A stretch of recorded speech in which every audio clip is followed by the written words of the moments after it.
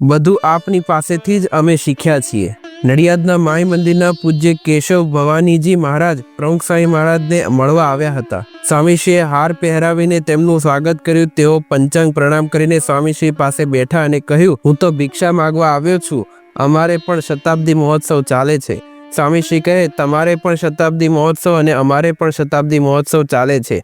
પછી સ્વામીશ્રી આશીર્વાદ આપતા કહે, કામ સારામાં સારી રીતે થઈ જાય, શાંતિ થાય અને વિશ્વ શાંતિ થાય એ આશીર્વાદ છે। કેશવ ભવાનીજી મહારાજ કહે, સંતરામની જગ્યા ઉપર સહજાનંદ સ્વામી જે વડ નીચે બેઠેલા એ વડ આગળ અમારા વડવાઓને સામેથી બોલાવ્યા હતા અને પોતાના હાથથી પાણી પાયું હતું, એટલે અમારો સંબંધ ઠેઠ મહારાજના વખતથી ચાલુ છે।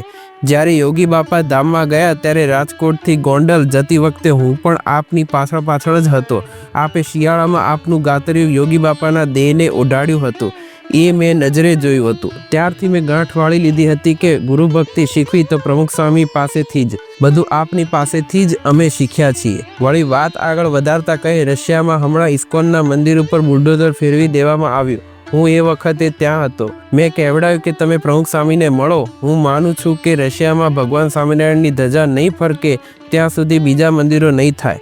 સ્વામીશ્રી કહે, આપ બધાના આશીર્વાદ છે એટલે અમારું પણ ચાલે છે। જય સ્વામિનારાયણ।